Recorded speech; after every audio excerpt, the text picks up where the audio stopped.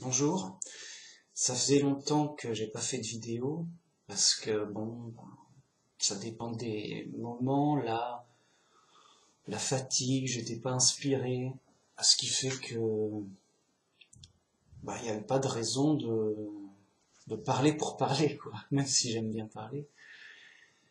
Euh, donc voilà, j'ai fait une petite pause et puis là je vais refaire une vidéo sur mes réflexions du moment.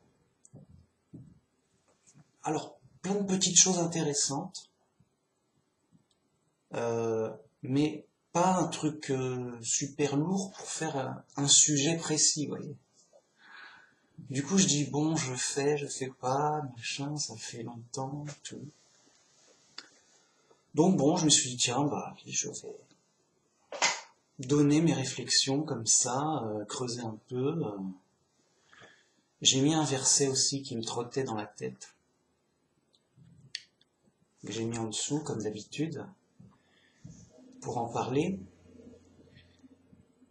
Et c'est ça, en fait, qu'il faut toujours réfléchir, penser à Dieu, réfléchir sur Dieu, la réalité, vérité, vérité, Dieu, Dieu.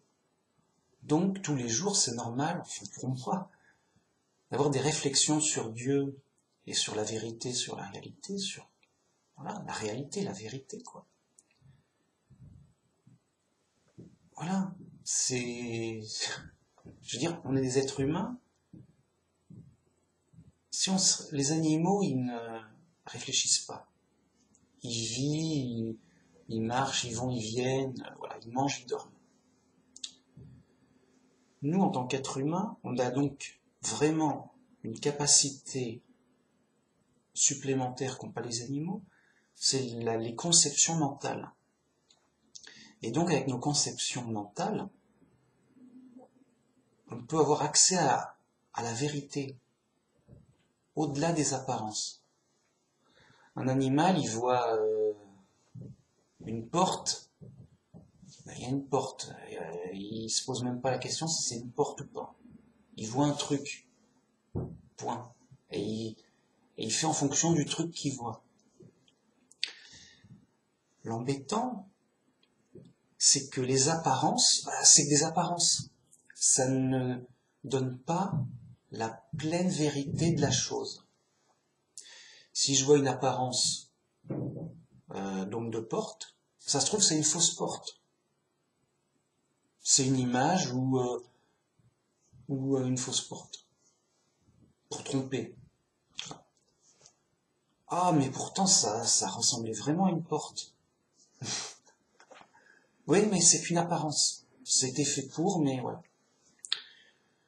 Et souvent dans des trucs de farce et attrape, on voit des faux trucs, des fausses bouteilles, des faux machins, des faux trucs, un faux pistolet par exemple. Tiens, quelqu'un a un pistolet, attention, il a un pistolet. Bah non, c'est un jouet, c'est un faux pistolet, ça tire pas. C'est un faux, c'est un jouet. C'est un faux pistolet. Ouf, mais ça ressemblait à un vrai. Bah oui, c'est pour... Sinon c'est pas drôle. C'est un jouet qui ressemble beaucoup à un vrai pistolet. D'ailleurs, c'est dangereux. Un enfant qui joue avec son pistolet qui ressemble à un vrai, là, dans le parc et tout, il y en a un qui s'est fait tuer par la police, croyant que c'était un vrai pistolet et qu'il était dangereux, le gamin. Enfin, en Amérique, hein, parce qu'en Amérique, ils ont le droit d'avoir des armes, donc est-ce qu'il y a une arme qui n'en a pas? On ne sait pas. En France, non, on se dit, bon, ce serait plus...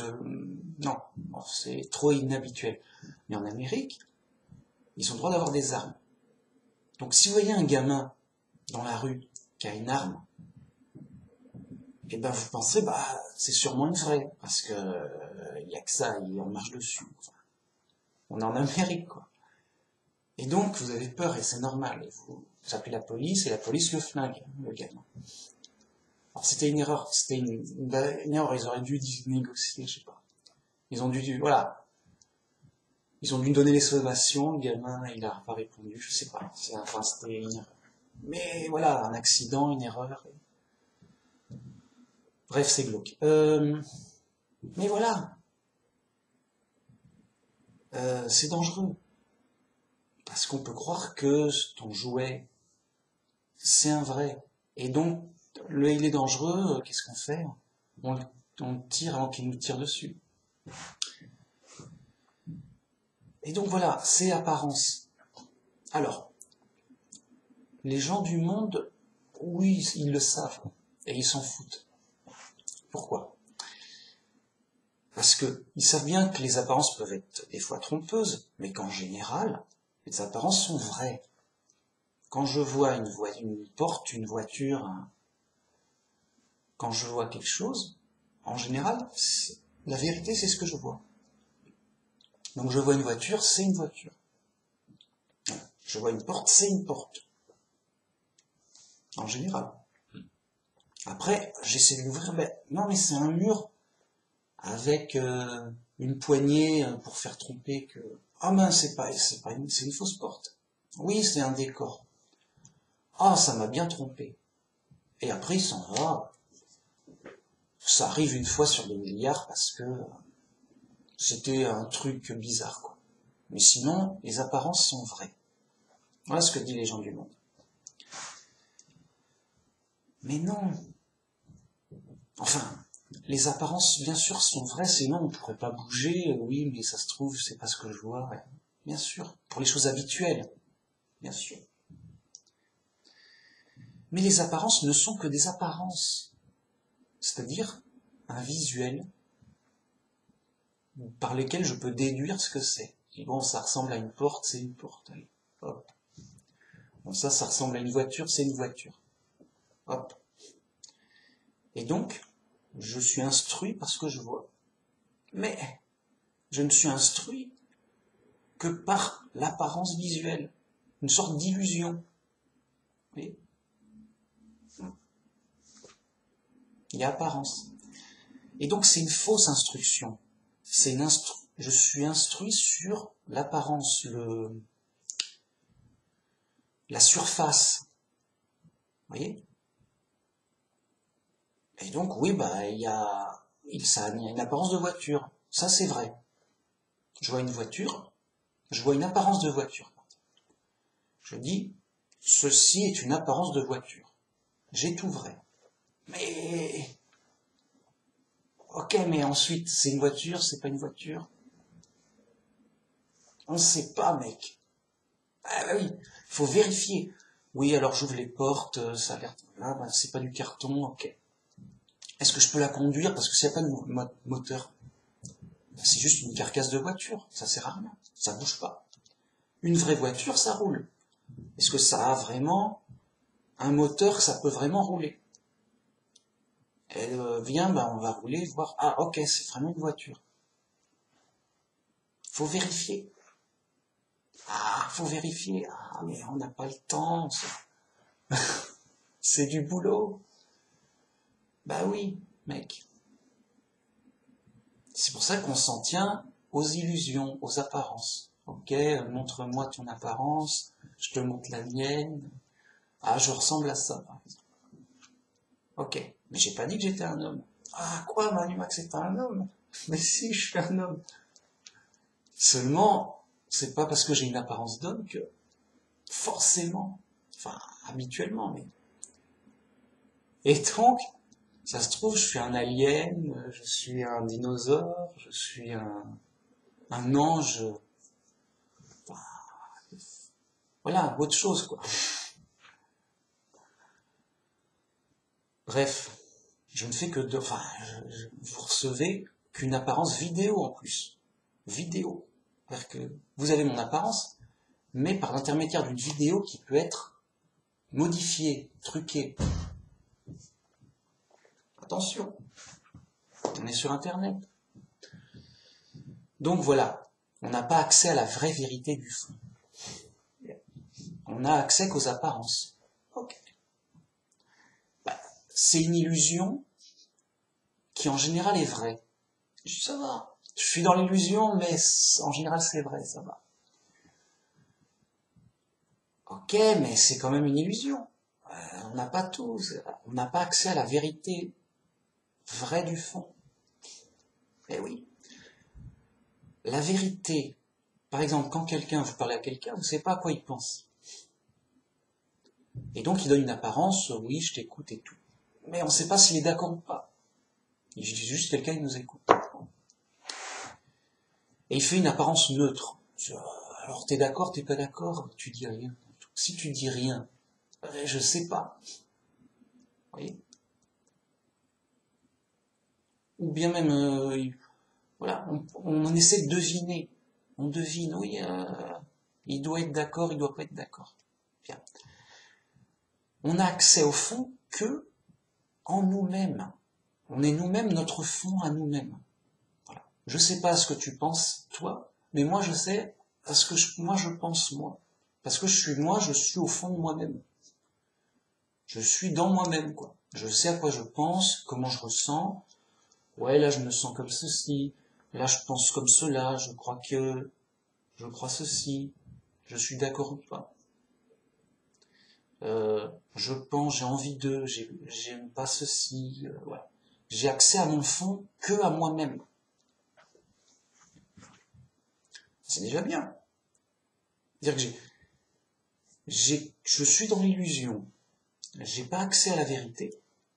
Sauf la mienne à moi-même, dedans moi, en moi. Je sais que je suis pas un robot, par exemple. Alors comment tu sais que t'es pas un robot pour toi-même? Parce que je me connais, je suis dedans moi-même, quoi. Si j'étais un automate, voilà, je pense donc je suis. Je suis conscient que j'ai une conscience. Je suis pas un automate ou en carton, vous voyez? Ou par exemple une image de synthèse, ou un mannequin, ou une marionnette, voilà. Vous voyez? Je suis vraiment un être humain parce que j'ai ma conscience qui est consciente d'elle-même, je connais ma vie, tout, je connais mon intérieur. Oui, je suis un être humain, mais seul moi je le sais. Toi tu le devines. Oui, c'est sûrement un être humain. Mais moi je le sais.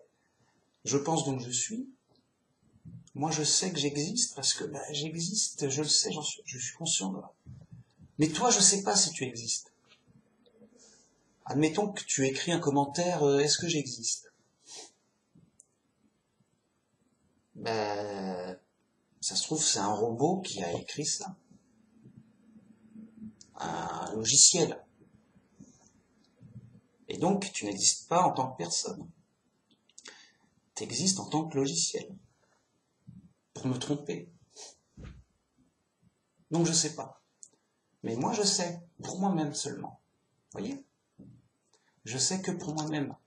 Parce que je suis à l'intérieur de moi-même et que le reste est apparence. Bon. Pourquoi je dis tout ça?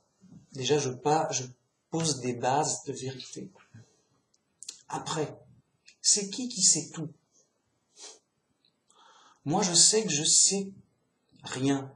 C'est-à-dire que je sais que les apparences. Donc rien. Là, j'ai une bouteille devant moi. C'est une apparence de bouteille. Je vais la prouver. Vous voyez une apparence de bouteille. Je dis, Manumax a une bouteille. Mais j'ai peut-être fait exprès d'avoir une fausse bouteille qui ressemble à une vraie. Eh oui, mais on voit l'eau qui bouge. Oui, mais là, c'est un logiciel. J'ai trafiqué la vidéo pour que ça fasse... Il y a de l'eau virtuelle. Ça, c'est mon chat. Voilà. Ah, tu nous as bien eu, Manumax, ouais. Donc, je ne sais rien. Je ne sais que les apparences. Tenez, le plus simple pour prouver, c'est je vois quelqu'un, c'est forcément quelqu'un. Parce qu'on n'a pas fait des robots qui ressemblent autant aux gens. Le chat a faim. Oui, mais ça se trouve, tu rêves. Et quand on est dans un rêve, notre conscience est modifiée, et on croit ce qu'on rêve, on prend ça pour la réalité, parce qu'on est endormi, et voilà, on prend les choses telles quelles. Bien. Donc, dans mon rêve, je discute avec quelqu'un, je dis c'est quelqu'un, enfin, voilà, il y a quelqu'un, quoi. J'en suis convaincu. Je me réveille, je dis bah non, il y avait personne, c'était un rêve. C'était une imagination, une idée. Et j'ai pris une idée pour la réalité. C'était un rêve. C'était pas une personne. Il y a eu tromperie. Voilà. Oh zut, je me suis fait tromper. Je me suis trompé. Et voilà, c'est tout. Tu peux prouver par le rêve que tout peut ne pas être ce qu'il est. Bien. Donc, je ne sais rien, je n'ai que des apparences. Par contre, je sais que j'ai vu une apparence de quelqu'un. Même si c'était un rêve, c'était quand même une apparence de quelqu'un sous forme d'idée. Là, je ne me trompe pas du tout, jamais. Mais c'est qu'apparence. J'ai dit oui, ben, j'ai vu telle apparence et telle apparence. Sinon, je l'aurais pas vu. Non, ben, je l'ai vu. Ok, tu ne connais que les apparences. Donc, tu connais pas la réalité de la chose, le fond de la chose, ce que c'est ou ce que ce n'est pas. Donc, tu ne sais rien. Tu ne sais rien, à part ce qui concerne toi-même.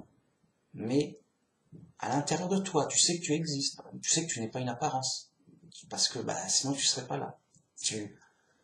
Je pense donc je suis.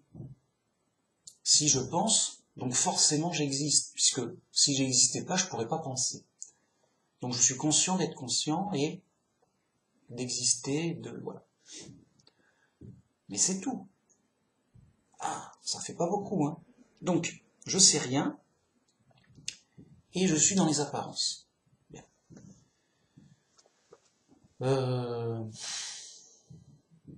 on pourrait dire, oui, mais si on vérifie très directement et tout, on pourrait le moins se tromper le moins possible.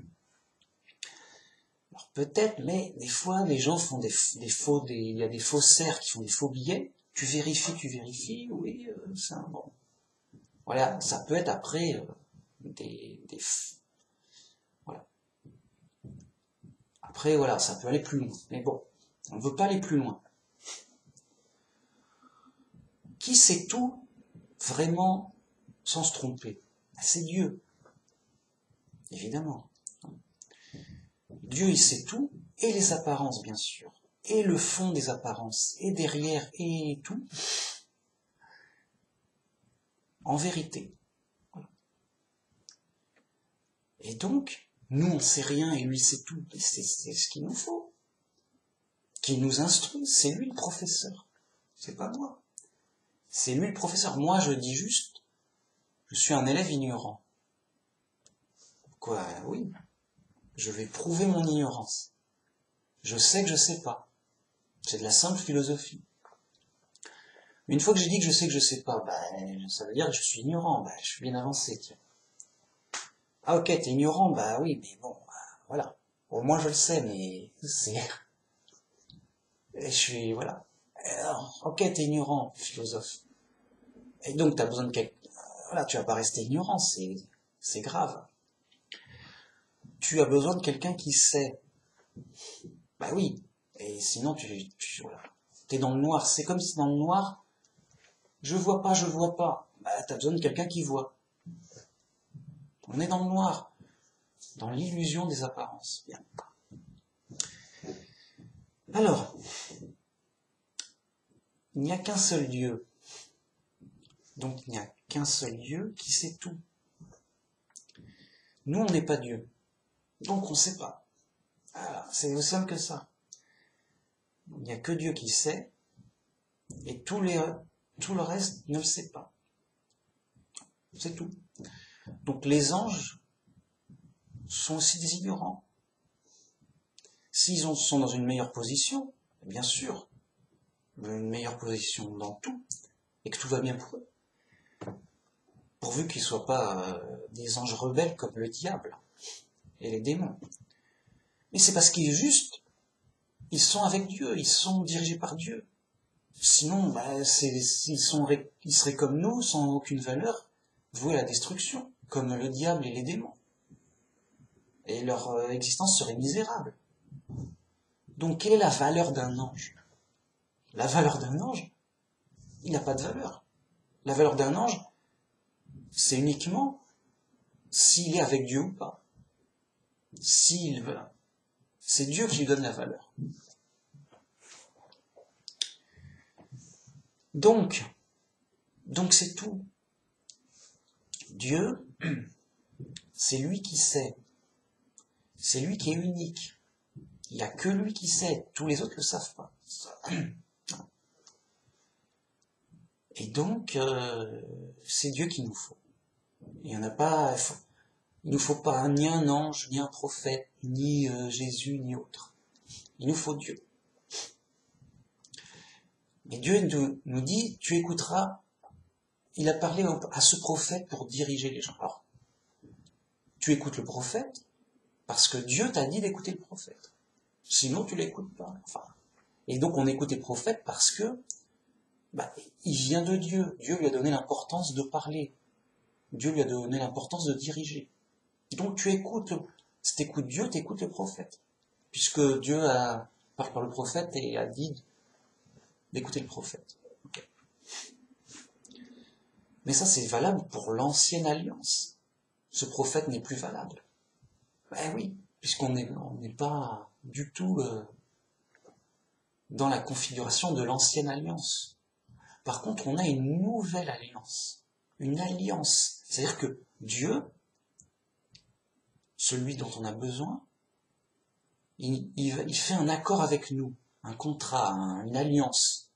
Il veut s'associer avec nous, il veut nous aider. Je vais m'allier avec toi, tu vas avoir un super allié. Et Dieu, dans la nouvelle alliance, il dit, tu vas écouter Jésus, c'est mon fils, et il s'est sacrifié pour toi. Tu vas l'écouter, ça va être ton roi. Ok, t'écoutes Dieu, alors t'écoutes Jésus. C'est tout. Et oui, mais comment je sais que Jésus, c'est vrai ou pas faux, j'en sais rien. Mais oui, mais pareil pour toutes les autres choses. Dieu te guide par la foi, ta conviction interne, parce que tu sais rien. Donc, comme tu sais rien, tu peux pas vérifier. Et donc, Dieu te dirige par la foi, c'est-à-dire par ton fond intérieur, ta conviction intérieure. Je suis convaincu que Jésus est le Fils de Dieu, que c'est vrai. Je vais le suivre. Voilà. Et Jésus dit, personne ne vient au Père si Dieu ne l'attire à moi. Donc, c'est la volonté de Dieu, de tous ceux qui cherchent Dieu. Dieu dit, vous faites bien, et pour vous récompenser de me chercher, je vais vous amener vers Jésus, qui est le moyen que j'ai donné, le seul unique moyen que j'ai donné, pour sauver les gens. Et donc, quelqu'un qui cherche Dieu, il doit être attiré par Jésus, parce que c'est Dieu qui l'attire vers Jésus. Et une fois qu'il a Jésus, il a tout compris. Bah oui, c'est normal que tout va... On est dans l'épreuve. On est perdu. On va mourir. Dieu nous envoie un sauveur. Tout est logique. Tout tient debout. Les autres, ils n'ont pas de sauveur. Mais qu'est-ce que vous faites? Vous êtes croyants en Dieu? Oui. Bah alors, Dieu, il fait quoi? Il vous a rien donné? Il vous a pas donné un sauveur. Vous êtes en péril. Vous êtes en danger. Vous êtes dans l'illusion. Mais non, ça va, nous, ça va. On se débrouille avec Dieu et tout. Ok, mais dépêchez-vous, on est en danger, les mecs. Il faut vite que Dieu vous sauve. Hein. Moi, Dieu m'a donné un sauveur.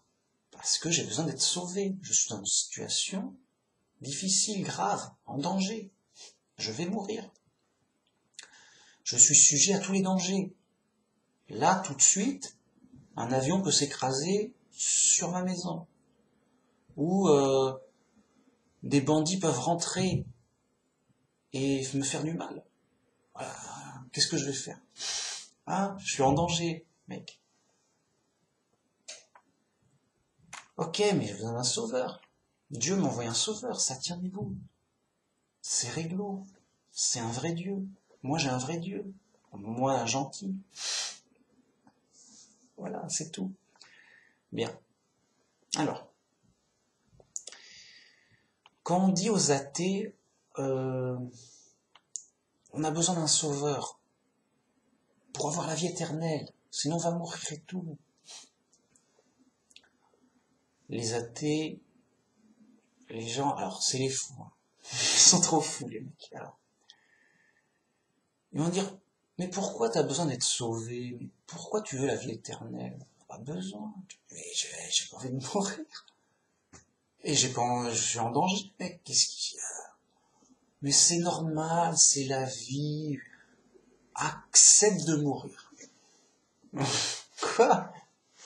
Oui, t'as pas le choix, y a pas de Dieu et tout, t'as pas d'espoir. Ouais. Accepte le désespoir. Accepte le désespoir, la mort, le danger, le mal et tout. Mais c'est horrible. Oui, c'est ça. Accepte l'horreur. Mais c'est horrible. Je veux pas. Je veux dire, sois grand, voilà, accepte l'horreur, sois réaliste, il n'y a pas d'autre. Accepte l'horreur.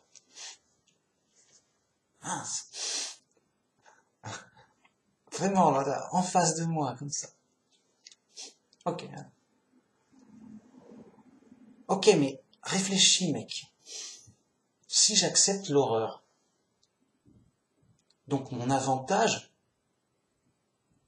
c'est de mourir pour mettre fin à l'horreur. Et donc, c'est comme je te disais, bah, suicide-toi tout de suite. Ça, comme ça, c'est la fin de l'horreur et il t'arrivera rien. Oui, mais t'es pas obligé de... Si tout va bien, t'es pas obligé de te suicider tout de suite. Attends que ça commence à dégénérer. Oui, mais non, mais t'es dans un film d'horreur, mec. T'es dit, bon, je me suicide maintenant, tout de suite, j'attends que ça... Oui, c'est ingérable. Les gars sont dans un film d'horreur. Alors,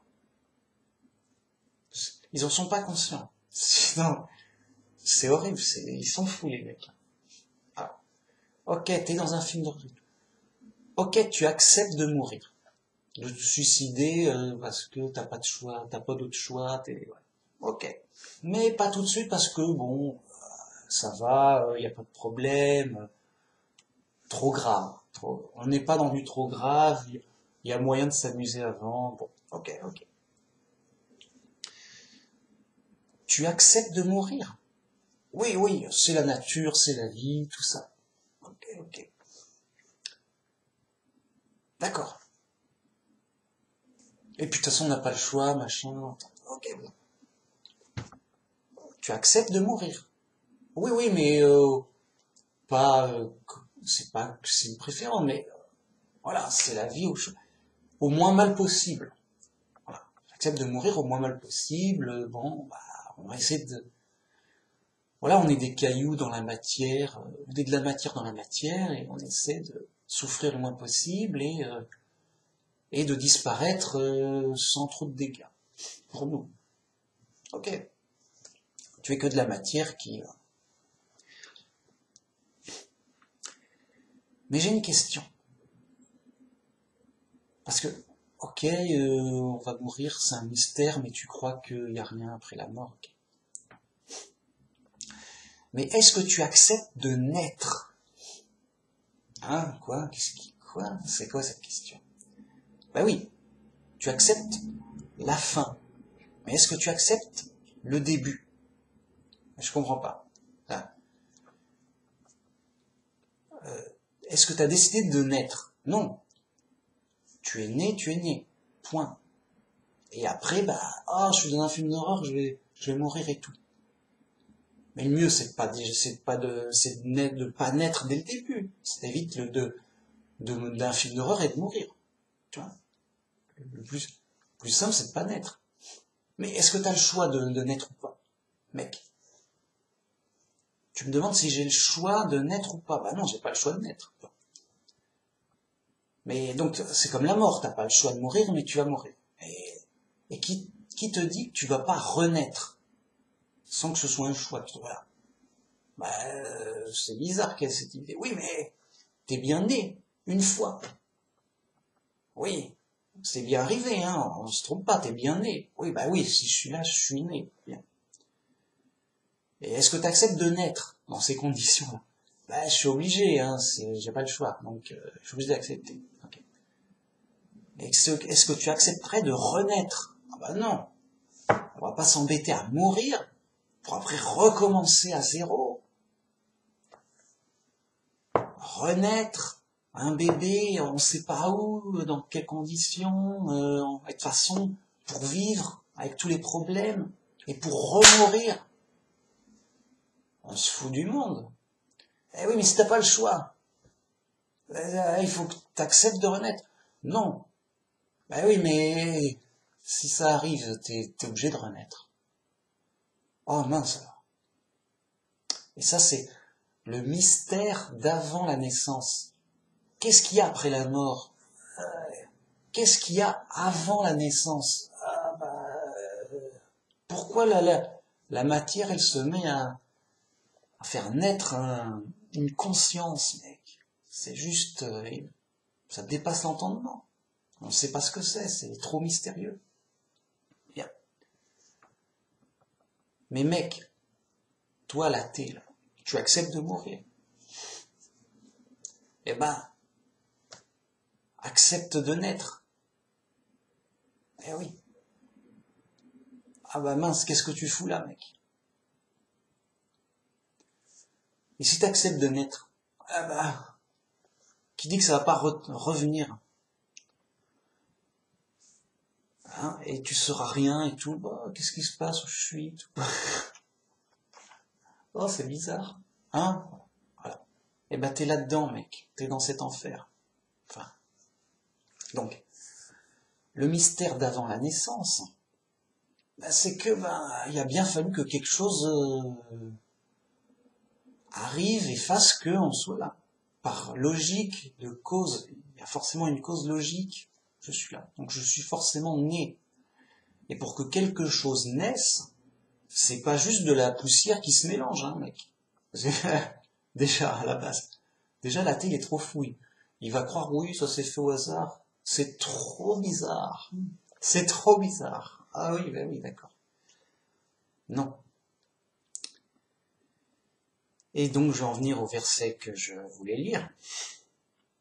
C'est qu'en effet, c'est trop bizarre de naître. Et t'es pas à l'abri de renaître. Et hop, une autre fois, à nouveau à zéro. Et de revivre. Dans les problèmes. Remourir. Ah oui, ça fait mal. Et on sait pas, on n'a que les apparences. On voit des apparences de choses qui apparaissent. Oh, le bébé, il vient de naître, il est tout mignon, il est tout neuf, il est tout joli. Le joli bébé, oh, le bébé. Le bébé, il est tout mignon, bébé. Mais on voit qu'une apparence de bébé, c'est qu'un bébé, il vient d'apparaître. On sait pas comment. Enfin, c'est pas comment. Il vient d'apparaître, le mec. Bon. Un bébé vient d'apparaître. Puis il grandit là, et il meurt. Il disparaît. Ah, il est mort. Bah, il a disparu. Ah, il était tellement... Une belle vie, tout ça, c'était quelqu'un.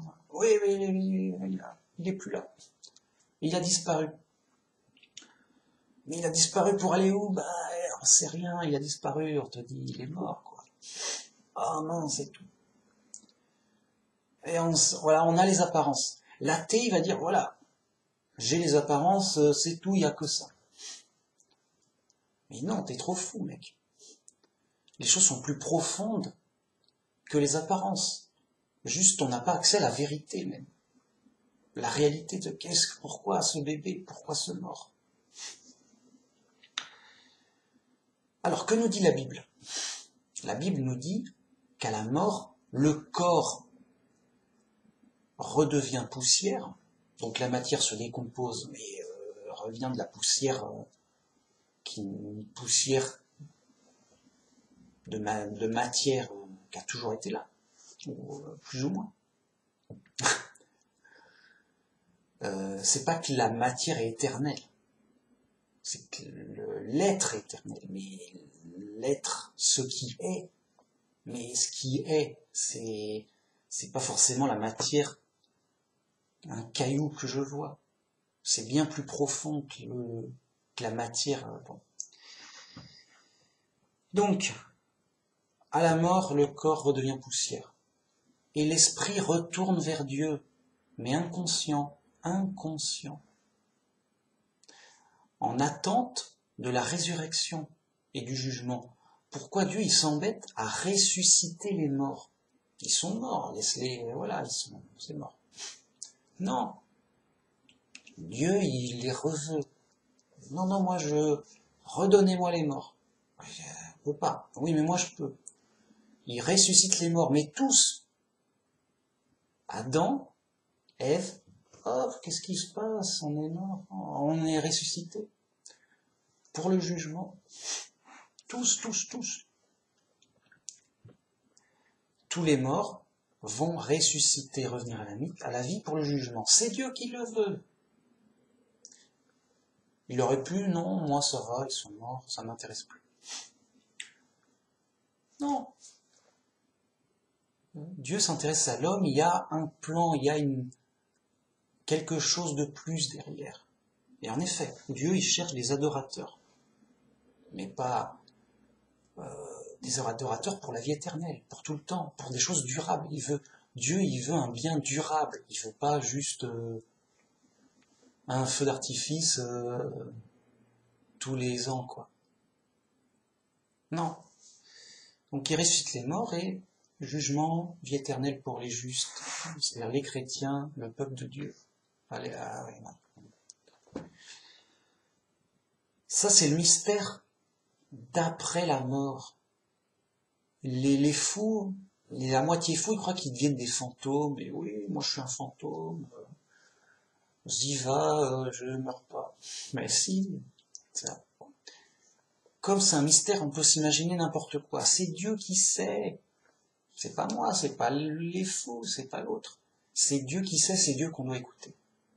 Et Dieu a dit, voilà, je les ressuscite à la fin des temps, moi.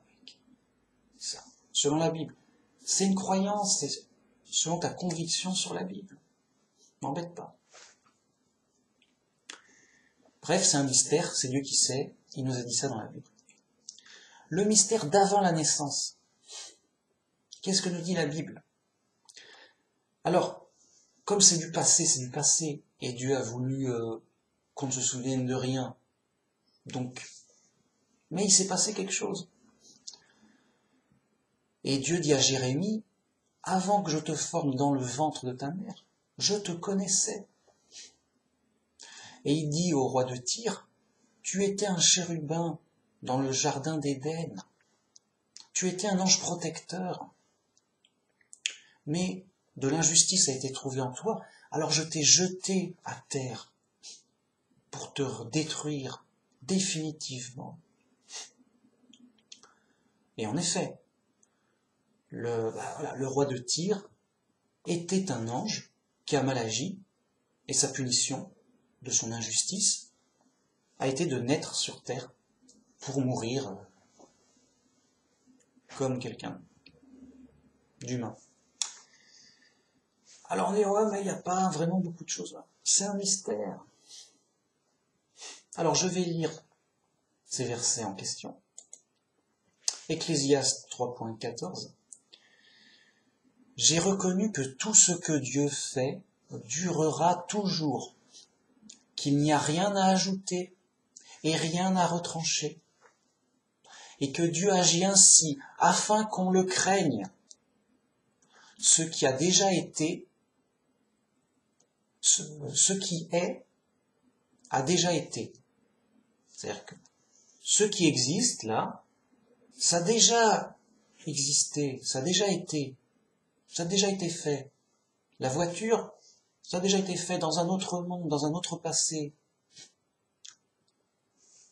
etc. Les ordinateurs, dans un autre monde, dans un autre passé. Ce qui sera a déjà été.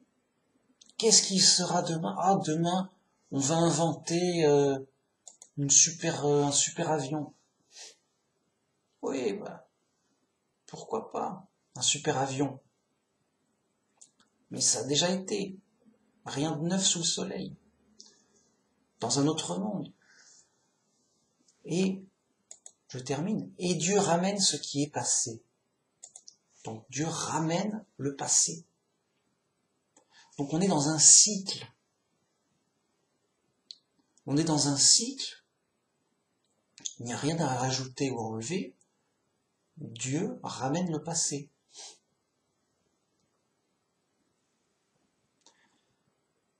De sorte que les gens du monde croient courir vers du progrès.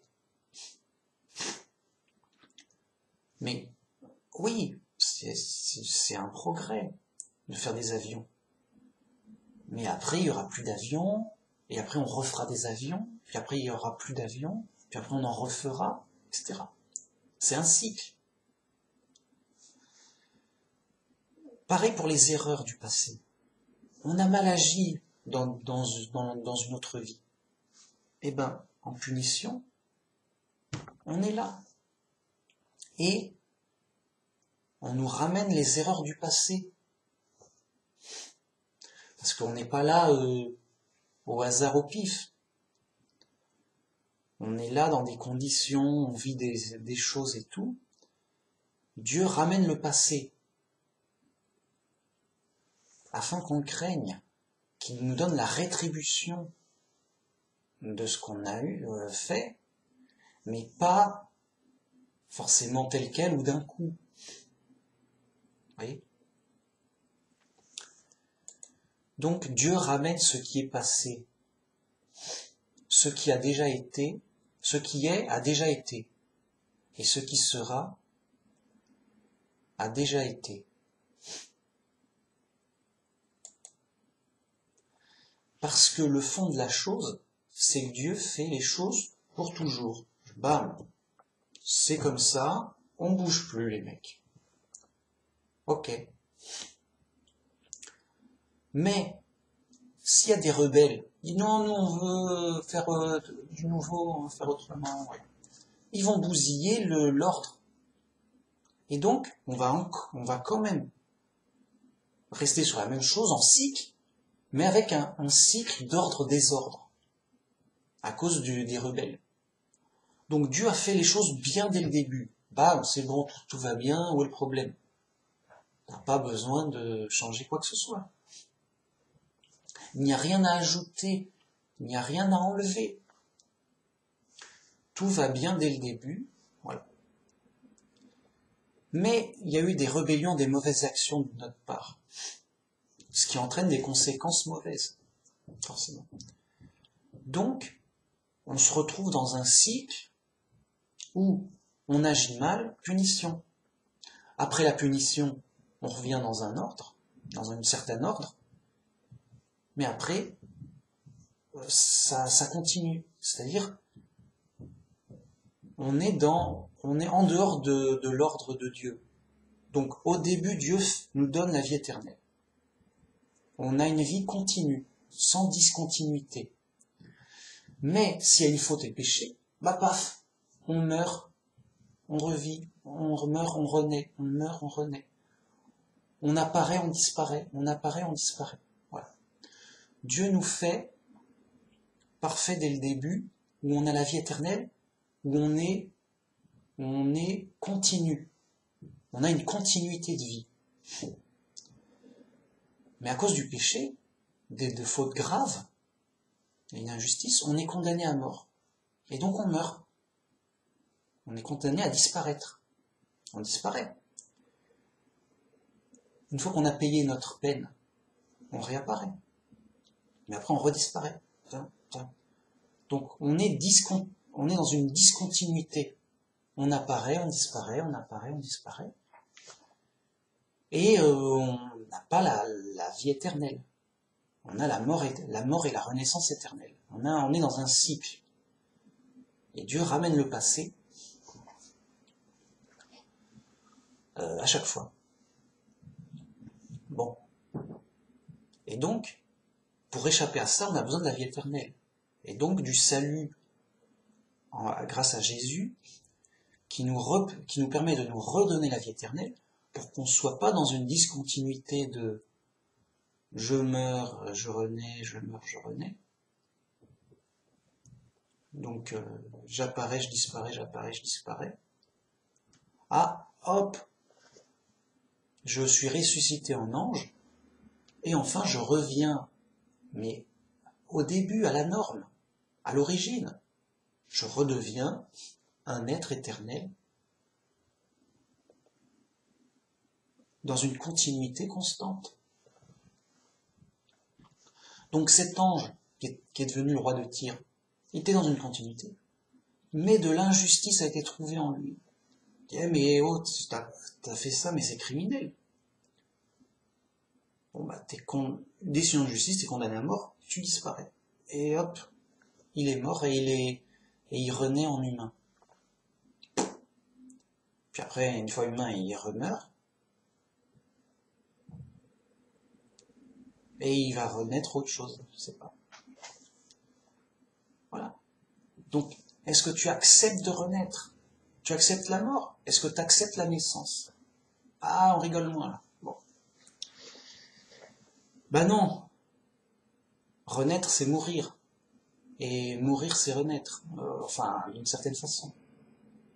Parce que il y a, comment dire, en science on dit, en physique, rien ne se crée, rien ne se perd, tout se transforme. Il n'y a pas de perte ni de création, tout se transforme. Oui. Et donc la matière est dans un cycle de transformation. Il n'y a pas de perte. Et donc, quand un caillou disparaît, c'est de la poussière qui apparaît, et cette poussière donnera autre chose. Voilà. Donc je mange une banane, la banane disparaît. Mais moi, ça me permet de continuer d'apparaître. Si je mange pas de banane, c'est moi qui disparais. La banane est là. Enfin, vous voyez ce que je veux dire? On fait pas d'omelette sans casser d'œufs. Tu casses des œufs, les œufs ils disparaissent. Mais l'omelette apparaît. T'as pas perdu tes œufs. C'est juste tes œufs ont changé en omelette. Et l'omelette, tu la manges et ça change en autre chose. Bref, c'est basique. Et c'est là où je voulais en venir. Les gens se rendent pas compte. Ils savent bien qu'ils doivent mourir. Mais ils savent bien qu'ils ont dû forcément naître. Et donc ils doivent accepter la mort, mais ils doivent accepter aussi la naissance. Et qui dit naissance dit, bon bah, qu'est-ce qui va t'arriver dans ta vie? Ah, des problèmes, ça c'est sûr. Bah quoi? Montre-moi juste un mec qui n'a pas eu de problème. Il y a des problèmes partout, alors, des petits, des grands. Mais de toute façon, tout le monde doit mourir, c'est un problème. Faut vieillir et tout. Et souvent on est malade, je sais pas. Bon. Bref, c'est basique. Et pour échapper à ça, il faut la vie éternelle pour ne plus être dans la discontinuité. Il faut la continuité. Voilà. Et la continuité n'est possible que grâce à Dieu, dans un endroit adapté. Le paradis pour la vie éternelle. Bam, c'est adapté, c'est fait pour. Sinon, voilà, on est dans un truc. Et donc, voilà. Il n'y a rien de neuf sous le soleil. Et on le sait d'avance. On ne va pas inventer une machine à avoir la vie éternelle. Ça n'existe pas. On ne va pas s'inventer un paradis. Imagine le gars, il dit, oui, non, on est trop bon, on va fabriquer notre paradis et on va vivre très longtemps, on va avoir la vie éternelle et dans notre paradis qu'on s'est fabriqué le mieux. Alors, Ça, c'est d'ignorance de base. Mais c'est normal. On est chez les fous ignorants. Je vais expliquer. Mec, tu es dans la réalité. Là, tout de suite, tu es dans le chaos. C'est ingérable. Comme je t'ai dit, tu es en danger. Là, tout de suite, tu es en danger. Tout peut t'arriver, tu n'y peux rien. Si. Un avion s'écrase. Il a un accident. Pas de chance, c'est chez toi qui s'écrase. Tout est détruit. Donc tu te croyais bien, ouais, je fais ce que je veux, y va, mec. Vas-y, va, je suis le plus fort. Ouais. Le gars est défoncé, sa maison est défoncée, il est dedans. Il survit handicapé, paralysé. Il est dans son lit d'hôpital, il peut pas bouger un pouce. Qu'est-ce qui t'arrive? Accident d'avion. D'accord. Ouais, mais bon... Et alors, tu vas faire quoi? Je vais attendre la mort. C'est trop horrible et tout. Ouais. Mais tu voulais pas fabriquer un paradis, la vie éternelle? Ouais, c'est mal barré. C'est mal barré, j'ai pas eu de chance. Ouais, ouais, c'est mal barré, hein. Ah ouais, quand même. Non, mais t'aurais pu essayer. Non, mais je peux même pas bouger, là. Je suis paralysé, tout. Si déjà j'arrive à... Non, mais déjà, c'est un enfer. Ok. Donc t'as pas eu ton paradis, mais ta vie éternelle, hein. On dirait que au contraire, t'as eu tout le contraire. L'enfer et la mort prochaine. Oh, arrête de te moquer, hein. J'y peux rien, tu peux rien, c'est ingérable. Ouais, ouais, voilà, t'as compris. C'est ingérable. Non seulement c'est pas possible quand toutes les conditions sont favorables. Déjà. Réfléchis, mec. Mais ensuite, juste les conditions sont jamais toujours favorables. Et c'est ingérable. Voilà. Et il y a des problèmes à tous les coups. Donc ça n'a pas de sens. Voilà. Donc, qu'est-ce que ça nous apprend? La réalité, mec. On est chez les fous qui ignorent la réalité. La réalité est ingérable. Elle est infiniment complexe et problématique à tous les niveaux. Physique, mental, sentimental, les sentiments, les sensations, tout. À tous les niveaux. Donc, juste c'est perdu d'avance. Bien. Donc il n'y a pas d'espoir. Si pour Dieu tout est gérable. C'est Dieu qui peut tout gérer. Voilà. Dieu est tout puissant. Dieu peut tout gérer. On est dans une situation ingérable, chaotique. On est dans le malheur, on est perdu, on est mortel, on va mourir. Au secours. Bien.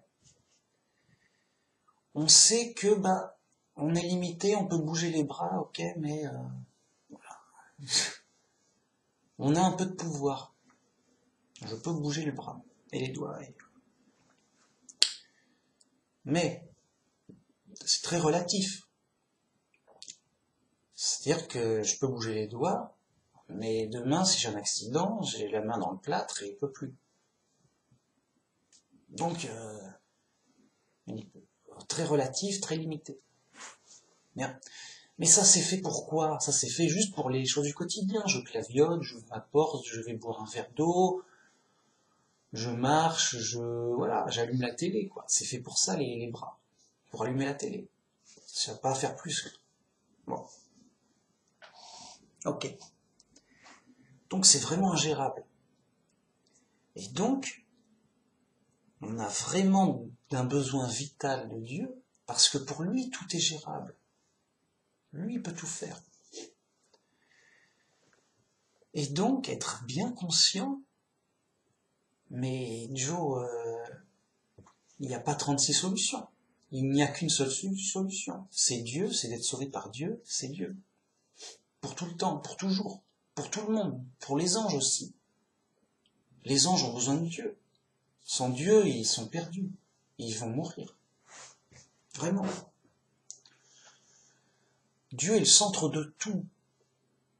Dieu est éternellement le maître, le roi, le professeur, le seul vrai sage. Seul Dieu est bon. On a tout le temps, toujours besoin de Dieu. Bam, bam, bam, bam, bam, bam, tout le temps. Donc, là, tout de suite, dans ma vie quotidienne, Dieu. Mais comment Dieu, il n'est pas là, on est séparés, tout. Eh bien, on a besoin d'une relation avec Dieu naturelle, c'est pour vivre, c'est la réalité, c'est pour... Voilà, Dieu. Dieu est en nous. Dieu est partout. Et donc, au-delà des apparences, t'as pas besoin d'une apparence de bon, bah Dieu il m'apparaît sous forme humaine, c'est préférable parce que sous forme de, je sais pas moi, de boule de feu, c'est bizarre, quoi. On va dire, allez, Dieu m'apparaît sous forme humaine. Là, on discute, oui, alors tu fais quoi, machin, ça va, voilà, on discute, on a une relation. Ok, mais non, mais c'est apparence. Et nous, on est séparés de Dieu, c'est-à-dire qu'on n'a pas une relation directe. On a une relation indirecte. Et grâce au Christ. Donc, au-delà des apparences, on a Dieu et on a une relation avec Dieu profonde et vraie. Mais, au fond, au-delà des apparences, justement. Donc, les athées, ils sont prisonniers des apparences. Ils sont dans les apparences, prisonniers dans l'illusion. Ils voient un truc, c'est... Voilà. C'est une forme de matière, n'embête pas. Mais nous, on cherche la vraie vérité. Et en tant que vrai chrétien, on se dit non, non. On connaît la vérité, mais grâce au fond des choses, grâce à Dieu. Grâce à l'esprit, grâce à l'esprit de vérité. Et le fond des choses, évidemment, c'est Dieu. Et c'est... comment dire ? C'est le fond mystérieux des choses. C'est Dieu qui sait tout et le fond des choses. Mais nous, on sait que c'est Dieu. Oui. Donc, nous, on sait que Dieu existe, et on sait que c'est lui qui sait tout. Donc nous, tout ce qu'on a besoin de savoir, c'est Dieu. C'est de connaître Dieu, d'avoir une relation avec Dieu. Et c'est à Dieu, c'est lui son boulot de tout savoir, hein, et de s'occuper de tout. On n'a pas à être un super ingénieur, super pour tout savoir sur tout. Non. On a juste besoin de l'essentiel, et c'est ok. Alors, donc vivre tout de suite là, on est perdu, on est en détresse. Ok. On se dit bon, je suis en détresse, je suis perdu, qu'est-ce que je fais ou quoi que. Stop, c'est apparence. Ce qui est intéressant, c'est Dieu. Ma relation avec Dieu, c'est qu'il m'accompagne, il me regarde, je vis avec lui. Et ça, je le sais pas par les apparences, mais dans ma tête. Quand il y a mon chat qui est là, je le vis avec mon chat, il est là, je le vois. Hein, il y a apparence, et je vis avec mon chat. Mais moi, je vis avec Dieu, mais au-delà des apparences. C'est-à-dire, Dieu est toujours là, même chez les athées. Seulement, les athées, ils le voient pas, et ils s'en aperçoivent pas, parce qu'il est invisible, c'est normal. Et donc, non, il n'y a pas Dieu ici, bah si, il y a Dieu. Bah je le vois pas, bah c'est parce que tu cherches les apparences. Ouais, c'est sûr, je le vois pas. Bah oui, c'est pas près de le voir. Mais nous, grâce à l'esprit de vérité, on voit au-delà des apparences, on se dit mais Dieu est là, il est toujours là partout. Dieu est là, je vis avec Dieu, il vit avec moi, il m'accompagne, il me regarde, il m'influence, il me guide, il me conseille par des influences, de manière indirecte. Il m'inspire, Dieu m'inspire. Et voilà quoi. Et c'est ça qui est important. Ce qui est important, c'est de vivre avec Dieu. Tout le temps, là, tout de suite. Et comment, tu vas me dire, tout le monde vit avec Dieu puisque Dieu est partout et fort. Oui, mais vivre avec Dieu en esprit, en étant des adorateurs, en esprit, en vérité. Oui, Dieu est avec les athées, mais il est en colère avec les athées. Nous, on est réconciliés grâce au Christ, et donc Dieu, il n'est plus en colère contre nous. Et on a un plan de salut. On sait qu'on sera ressuscité, on sait qu'on est dans l'épreuve, et on sait qu'on est là avec Dieu, et qu'il est avec nous, il nous accompagne. Et ça change tout. Ça ne change rien pour les apparences, c'est ça que je veux dire. Ça ne change rien pour les apparences, parce que le chat et le chat reste un chat et un chat, voilà. Et pour les gens du monde, il dit, montre-nous les apparences, quoi, de quoi tu parles, je ne vois rien. Pour les yeux du monde, ça n'a pas de sens, ça ne se voit pas, ça n'agit pas, on voit rien. Qu'est-ce qui fait, qu'est-ce que tu fais, qu'est-ce qui se passe, qu'est-ce que ça fait? Et en apparence, rien. Bon, Dieu n'existe pas, il n'y a rien d'apparence. Ça n'agit pas, tu perds ton temps avec du faux, du n'existe pas parce que on voit rien. Il n'y a pas d'apparence de rien. Mais c'est normal. C'est normal. C'est prévu pour et tout, pour qu'on soit guidé par la foi. Parce qu'on est fautif. On est en prison dans l'épreuve. Bam. Dieu est invisible, ceci, cela. Donc, ça change rien pour les apparences. Pour que l'épreuve reste l'épreuve normale, de la foi. Et qu'on ne soit pas obligé de croire parce que je fais des miracles à gogo. Mais, ça change tout dans le fond. Ça change rien en apparence, mais ça change tout dans le fond. Dieu est en moi. Ça me travaille la tête, ça me travaille le corps, ça me travaille les sentiments. Je suis pareil qu'avant, mais tout a changé. C'est subtil. Mais qu'est-ce qui a changé? Qu'est-ce qui n'a pas changé? Mais Dieu m'accompagne. C'est comme si j'avais un arrière-goût d'invincibilité, un arrière-goût d'éternité. Je sais pas, ça sent l'éternité. Et ça change tout. Tu dis, au fond de moi-même, il y a un truc d'une valeur incroyable. J'ai une valeur incroyable. Les gens ne valent rien. Ça ne vaut rien. Vraiment, ça va être détruit. Ça va être détruit. Ça ne vaut rien de rien.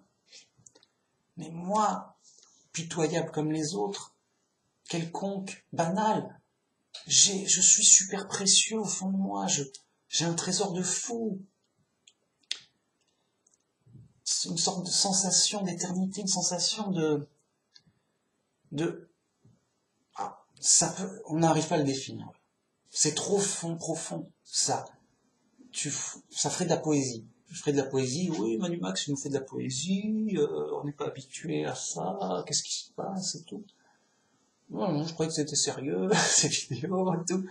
Non, c'est très sérieux. C'est le fond des choses invisibles.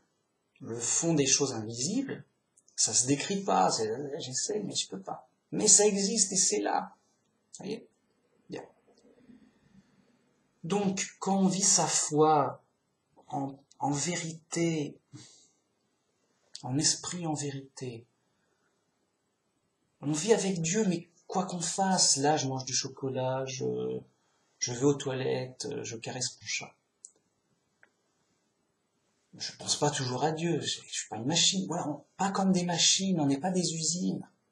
Naturellement, comme ça, ouais, mais je suis chrétien, mais ça se dit pas, c'est, voilà, comme ça. Il n'y a pas de truc à faire ou à pas faire en carré de manière, tu dois prier comme ceci, tu dois faire tel rituel. Il n'y a pas de rituel. Donc, qu'est-ce qu'il y a? Alors, il n'y a pas de rituel, il y a quoi? Il y a un signe, c'est moi le chrétien. Non. Il n'y a pas de rituel. Juste en esprit et en vérité. Juste être conscient de la réalité. La réalité, c'est que Dieu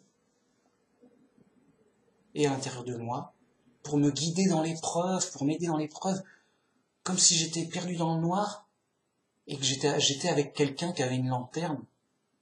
Il dit, bon, bah écoute, on y va, on va vers là, écoute, t'inquiète. Quelqu'un de confiance. Et on n'a pas peur, on est avec quelqu'un de confiance. On est dans des marécages ténébreux, à perte de vue, on va mourir ici, qu'est-ce qui se passe? Mais on est guidé par quelqu'un qui a de la lumière. Et c'est Jésus, la lumière du monde. Dieu nous a envoyé Jésus comme lumière. Et nous, on est la lumière du monde grâce à Jésus et au témoignage de la bonne nouvelle, de l'évangile. Bon, alors, voilà, c'est ça, c'est au fond, Dieu est là, il m'aime, je suis précieux pour lui, il va me sauver, il va me donner le bonheur, il va m'aider tout le temps, chaque seconde, il va me guider, m'influencer, il va m'inspirer tout le temps, chaque seconde maintenant. Et j'en ai la pleine conviction grâce à Jésus qui nous a bien tout dit. Et je suis pas dans la confusion en disant « la vie est dure, qu'est-ce que je comprends pas, Dieu il devrait me faire des trucs pour m'aider. » Non, je suis pas dans la confusion. Voilà, le Christ a souffert, moi aussi je souffre, je suis dans l'épreuve, c'est normal, c'est prévu, tout est clair.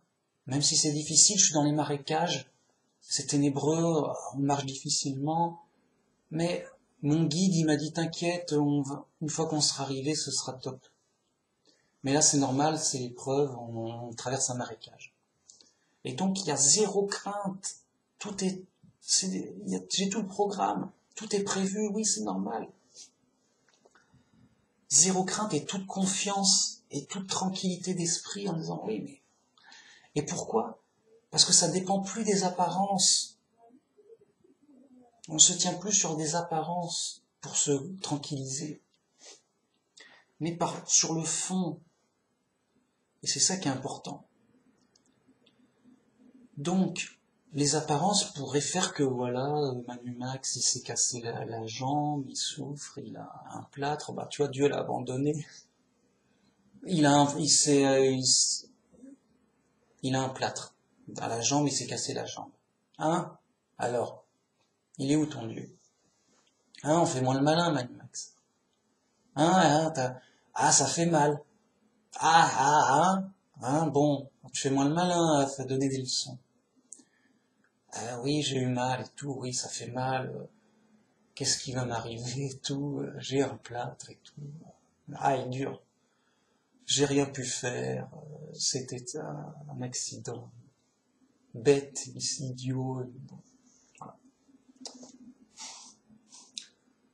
Mais ça change rien. Les apparences changent, mais le fond, il change pas du tout. Bien sûr, ça fait mal, mais c'est l'épreuve. Ça prouve qu'on n'est pas dans le royaume de Dieu, c'est tout ce que ça prouve. Ça se prouve qu'on n'est pas au paradis, oui, mais je le savais. Bien sûr qu'on n'est pas au paradis. C'est pour ça qu'on bosse. Enfin, c'est pour ça qu'on cherche Dieu. Sinon, on resterait là, oui, ça va. Non, tu cherches quelque chose? Non, ça va, tout va bien, je cherche rien. Voilà. Ah non, tout va mal. On cherche Dieu. Et donc, je cherche Dieu, pour l'instant je souffre, je suis malheureux. Mais non, mais Dieu nous a justement donné un sauveur pour nous tranquilliser, pour dire que votre cœur ne... Jean 14.1, que votre cœur ne craigne pas. Un truc comme ça, que vous ne craignez point, que votre cœur ne craint point. Croyez en Dieu et croyez en moi. Donc oui, Dieu va me sauver.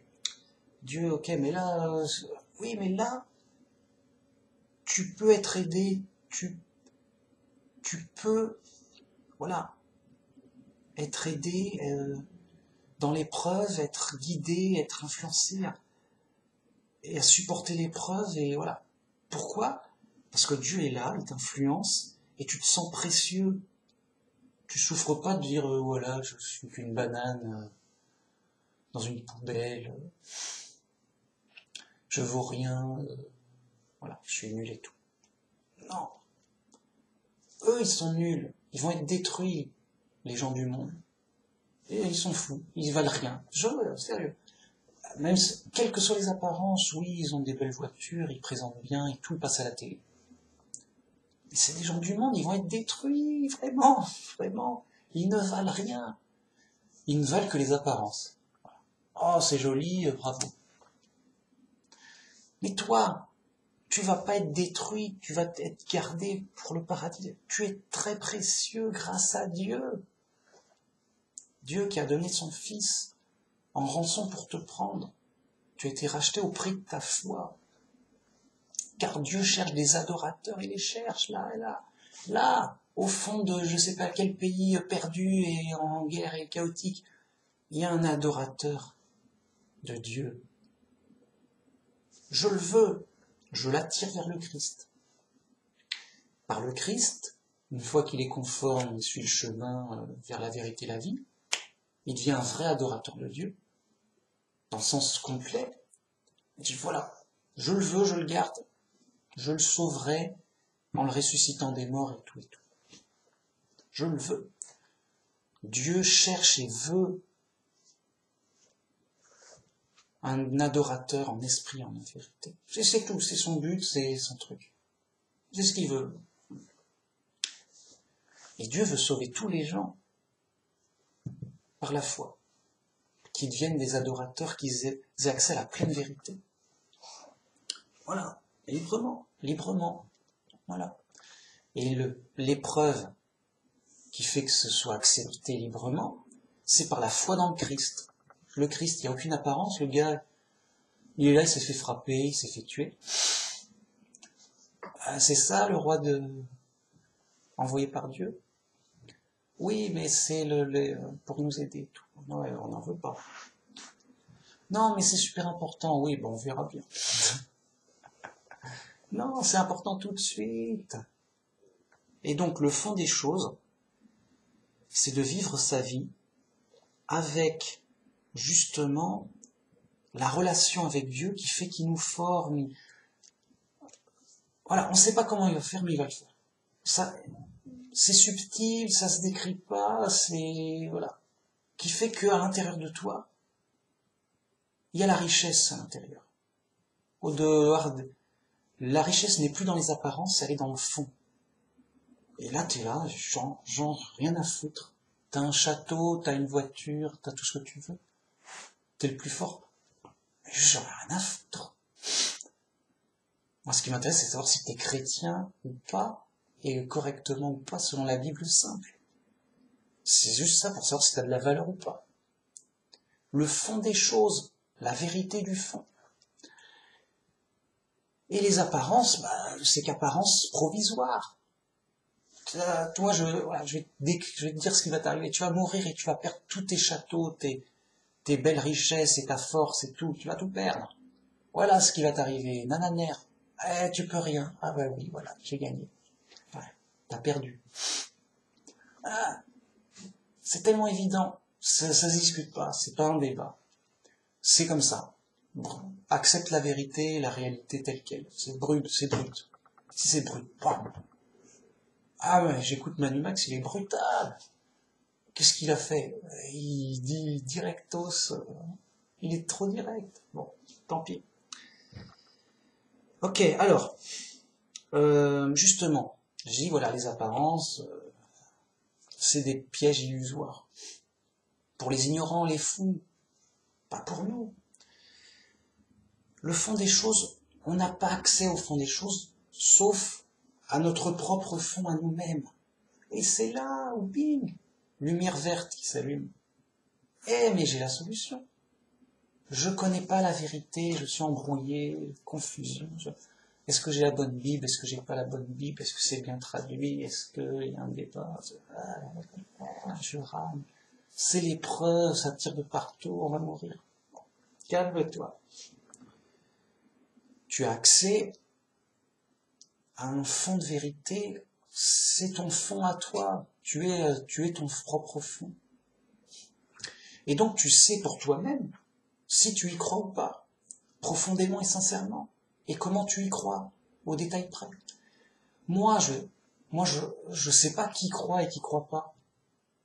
Je vais sur un forum, une personne se dit chrétienne, une personne ne dit rien. Je dis, bah, j'en sais rien.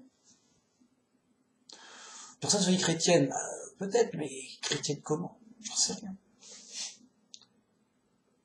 Donc je sais pas, moi, le fond des gens, qui croient pas, qui croient sincèrement, à fond, qui croient un petit peu ou pas du tout, qui croient faussement, qui croient des fausses doctrines, des vraies, je sais pas. Mais moi je sais pour moi-même, au fond, je connais mon cœur, mes sentiments, je les ressens direct. Ah, j'ai des sentiments, qu'est-ce qui se passe? Ah, j'ai des pensées, ah, je sens les choses, ah, j'y crois vraiment. Voilà, je connais, voilà. Je, voilà. Je sais ce que je sais, quoi. Et je sais ce que je pense, ce que je ressens, et ce que je comprends. Et donc, là-dessus, je vais, voilà, je me mens pas à moi-même, c'est sincère. Vous voyez? Après, c'est à Dieu de me former, de dire, voilà, de bien en être conscient, de bien creuser, de bien clarifier les choses. Mais j'ai accès direct à mon fond. Voilà. Ah, j'aime pas, j'aime pas. Ah, j'aime. Ah, voilà, c'est comme ça. Voilà. Ou, j'y crois à moitié, j'y crois à moitié, j'y crois totalement, j'y crois totalement. Je sais pas. On fait le tri. Mais on a accès direct. Voilà. Moi, je sais pas si tu as mal à l'épaule. Et moi, si, hein, là, ah, tiens, qu'est-ce qui se passe, j'ai mal à l'épaule. Voilà. Ah, bah, il y a que moi qui le sais. Et c'est parce que tiens, pourquoi t'as mal à l'oreille? Non, c'est juste pour me gratter comme ça. C'est moi qui sais si j'ai mal à l'oreille ou pas. Ah ouais, ah direct. Donc, le fond des choses, et Dieu il travaille sur le fond des choses pour nous guider dans la foi et nous former dans l'épreuve. Et voilà quoi. Parce que on est dans une situation misérable. Les gens acceptent de mourir, acceptent le malheur. Et oui, c'est la vie, j'y va, bois un coup, oublie ça, voilà, ça aurait pu être pire, bien, ok. Ils acceptent tout ça. Ben oui, mais bon, bah, ils endurent. Voilà, t'endures. Mais oui, mais ça fait mal. Ah oui, bah c'est la vie. Ah oui, mais comment faire? Ah, on souffre. Ah, okay. Non, mais oui, mais non, bah oui, on souffre. Mais comment s'en sortir au mieux, comme on est là où on est? Et ben c'est Dieu qui sait, c'est Dieu qui conseille, c'est Dieu qui aide, c'est Dieu qui forme. Au-delà des apparences, justement. Et voilà. Et donc c'est Dieu la seule solution. Le gars, il dit, bon, bah, je vais m'acheter des trucs, voilà, avec ça, en apparence, ça me fera du bien, ça me fera du plaisir, je serai content, bon, puis après, j'en reprendrai davantage et je chercherai, voilà. Les gens cherchent à compenser leur malheur et à chercher du bonheur dans les apparences, ils disent, bon, bah, ça c'est joli, ça j'en veux, ça c'est sympa, j'achète, voilà. Et ils cherchent dans les apparences. Et ça marche plus ou moins, voilà, un peu, voilà, comme ça. Alors qu'il faut chercher le fond, chercher la solution en Dieu, et pas que Dieu, bah alors Dieu, à toi, non, ça s'exprime pas. Dieu va nous travailler à l'intérieur pour nous aider au mieux, selon ce qui est préférable de son point de vue, pour nous et nous guider pour bien comprendre, pour ne plus être fou, il va nous guérir de la folie, il va nous guérir de l'amertume, du malheur, de la tristesse, du désespoir. Nous, on a la foi, l'amour et l'espérance. Et donc, voilà, Dieu va nous donner de l'amour, de l'espoir, et va nous renforcer la foi. Plus on a une relation avec Dieu, voilà, il est là, il nous accompagne, il nous regarde, c'est notre Père qui est avec nous, il nous guide, il est à côté, il est là. Quoi qu'il se passe, et quelles que soient les apparences.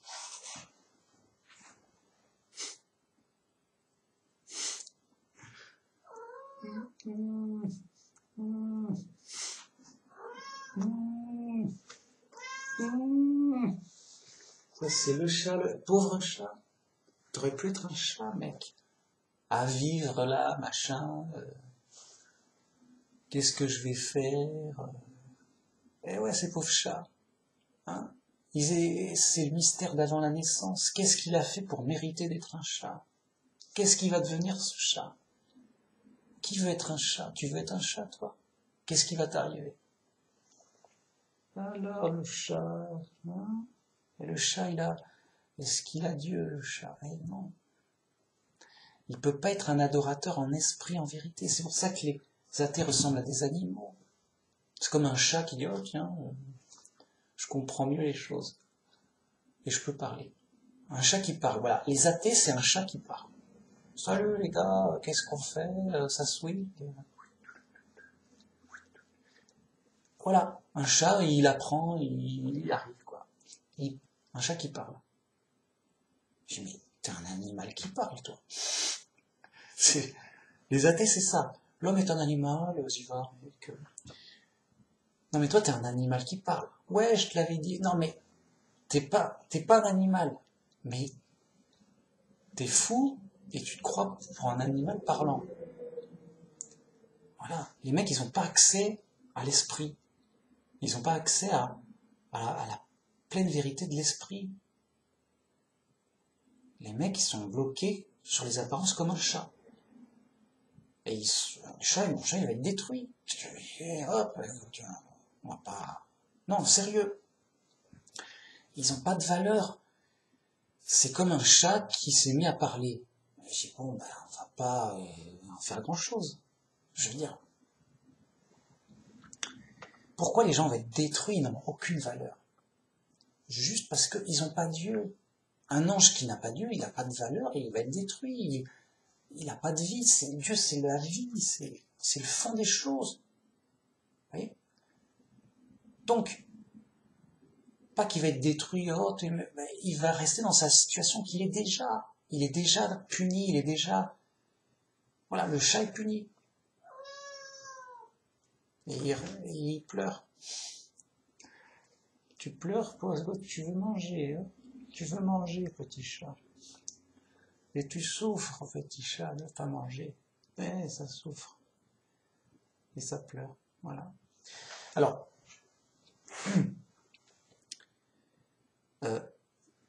si tu n'as pas Dieu, tu n'as pas la vie éternelle. Si tu n'as pas la vie éternelle, tu n'as pas une continuité de vie. Et donc tu es dans la discontinuité, malheur, bonheur, mort, naissance, j'apparais, je disparais, on est où, quoi. Ignorance, on redémarre à zéro, on remonte, on redémarre à zéro. Donc Dieu, c'est la continuité. Et d'ailleurs, seul Dieu est éternel. Et donc, c'est par Dieu qu'on a la vie éternelle. Voilà, c'est juste obligatoire, c'est juste, ça va de soi. Il n'y a que Dieu qui a la vie éternelle. Bon, t'as pas Dieu, comment tu vas vivre éternellement? Ça n'a pas de sens. Hey, tu es mort. Tu mords la main de ton maître. Chat, subis mon courroux. Ah, bestiole. La bête à... Ouais, mais voilà, il y a une vidéo là, sérieuse. Bon, Ecclésiaste. J'ai reconnu que tout ce que fait Dieu durera toujours. Il n'y a rien à... Oui, on va améliorer ça, non. Et qu'il n'y a rien à enlever. Oh, mais tu peux enlever quand même tel accident. Voilà, c'est horrible. Non, c'est prévu, c'est normal. T'es dans l'épreuve, t'es dans la punition. Tu veux pas enlever les punitions. Comment tu vas faire si quelqu'un commet un crime? Si t'enlevais les punitions... Tiens, on va voir le chat à l'écran. Allez, le chat. Si t'enlèves les punitions, tu vas dire, ah, c'est pas bien, arrête. Ouais, genre, y a pas de punition, ça va. Non. Les punitions sont là pour punir. Et que Dieu a agi ainsi afin qu'on le craigne. Alors, pourquoi? La sagesse, le début de la sagesse, c'est la crainte de Dieu. Parce que Dieu, c'est ce qui est important. Si on néglige ce qui est important, c'est fou. Oui. Ça va pas. Ça va pas, c'est fou.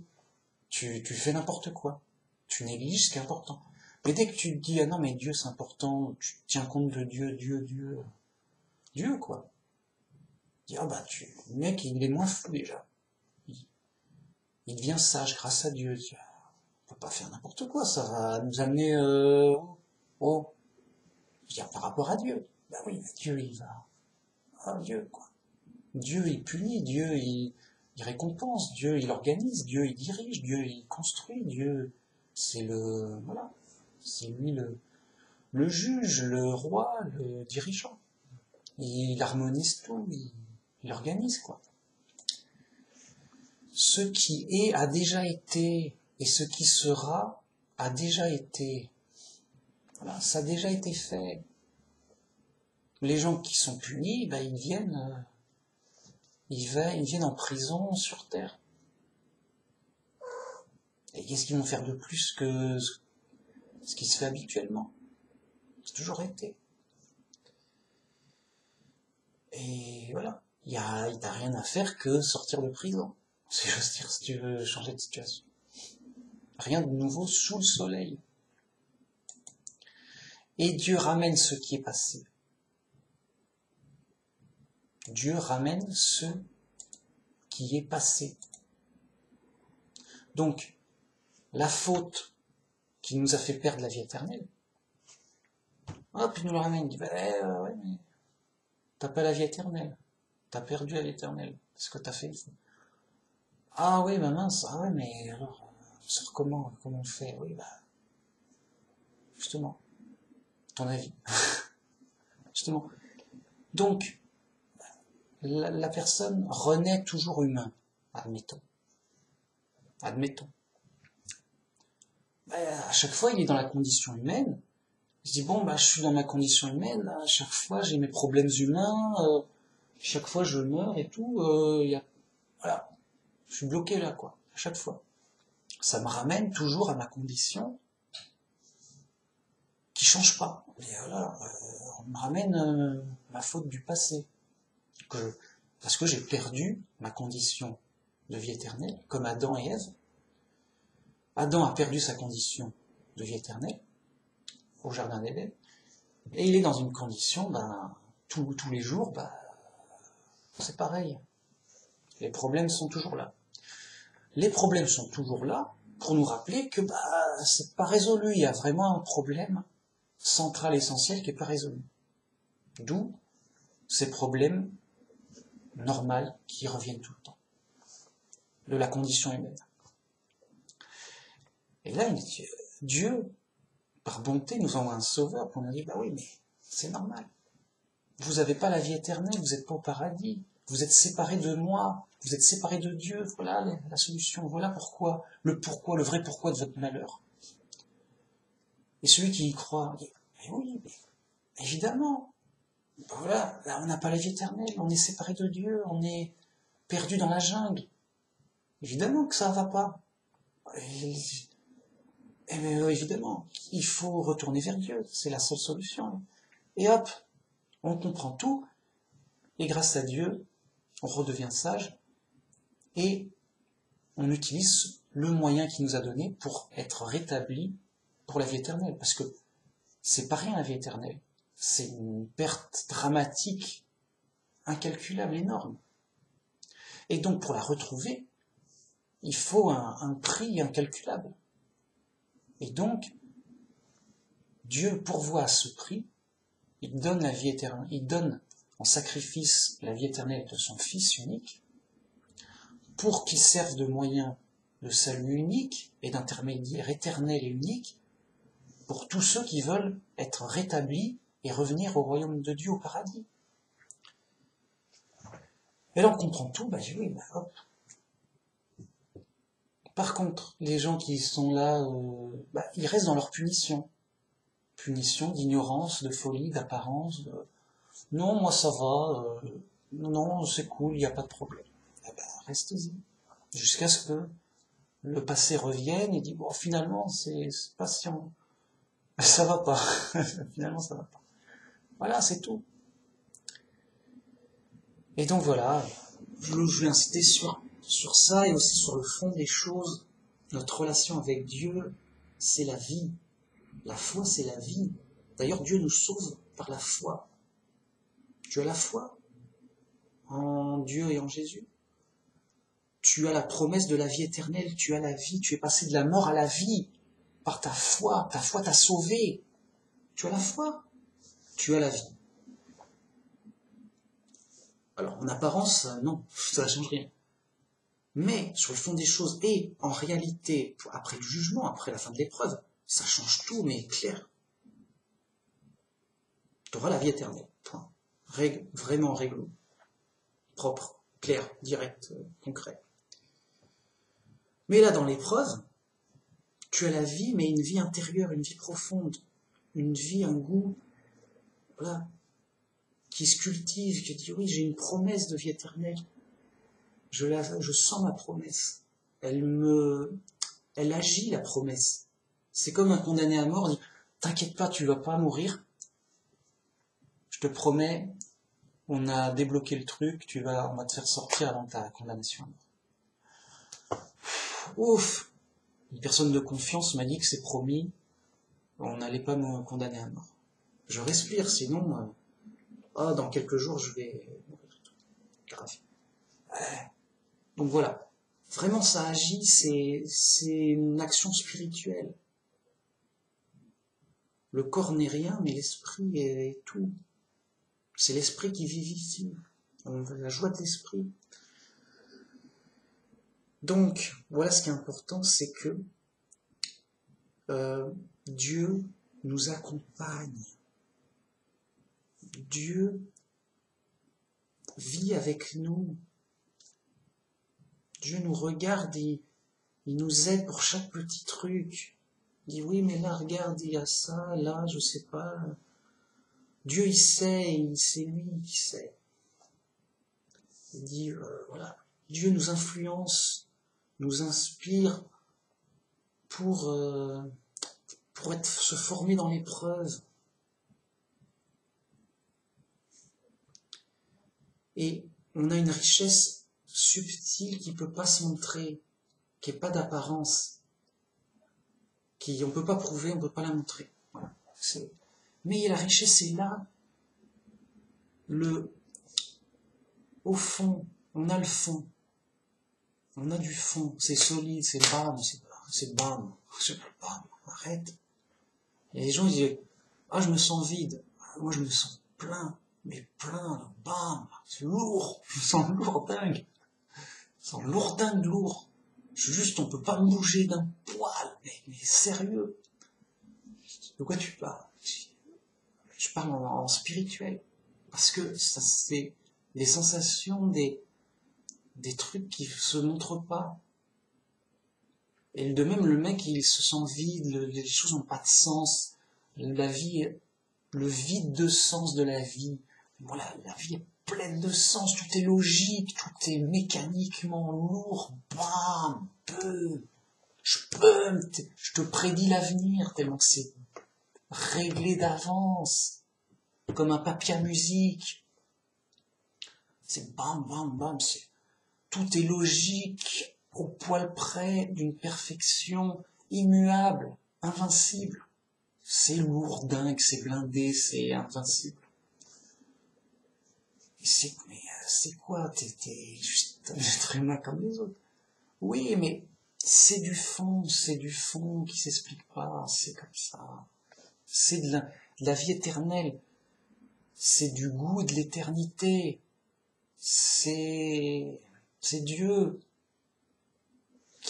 J'exprime Dieu, le Dieu invisible, qui est pas visible et ça se voit pas, mais le fond, il est là, il est vrai, il est réel, il est vraiment invincible, hein, éternel, lourd, conséquent, logique, implacable.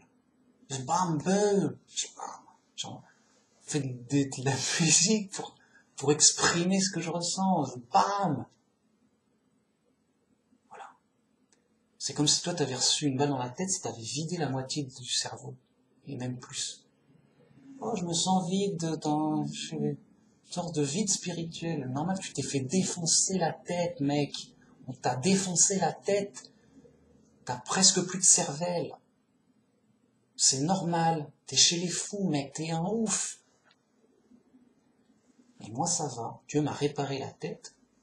Il m'a bien rempli la tête de bonne cervelle bien tassée. Et voilà. Il fait des grosses vidéos d'1h30 en veux-tu, en voilà. Bam, bam, attends, vu, bam. Ici, c'est bam. On est chez les pros. C'est lourdingue. Voilà. Alors, je parais pour un fou pour les gens du monde. Ici, de quoi il parle? Mais parce que c'est invisible, c'est subtil, c'est le fond des choses, le ressenti profond, la joie de l'esprit. C'est ok, tout est clair, tout est solide. Les gens sont sur du sable, c'est pas solide, c'est oui, ça va, mais oh là là. Et c'est normal qu'ils ont peur. D'ailleurs, même moi j'ai peur, on est dans l'épreuve. C'est normal. Mais Dieu, au fond des choses, il nous aide dans la peur, il nous aide dans l'épreuve et dans la douleur. C'est comme voilà, le mec qui marche dans les marécages, il est un peu plus... non mais c'est des marécages, on n'en voit pas le bout et tout. Ça sent mauvais, je me suis blessé, je perds du sang, j'ai mal, j'ai envie de vomir, j'ai faim, tout va mal. Alors, qu'est-ce que je suis pas à plaindre? Oui, mais les autres, ils vont bien, ils sont sur une barque, ils font la fête sur un bateau. Oui, mais eux, ils vont où? Toi, viens, on va là où je t'ai dit, moi je suis avec toi, j'ai la lumière, regarde, c'est clair. Ils sont dans les marécages, ils sont dans un bateau sur les marécages. Alors ça va, ils sont sur un bateau, tout. Toi, t'es à pied, t'as des sangsues qui te sucent le sang, tu morfles, voilà, tout va mal, quoi. Mais je suis là, regarde, on va dans la bonne direction, et je te promets, t'as ma promesse, on va y aller, on va y arriver, quand on y sera, tout ira bien, tu seras heureux.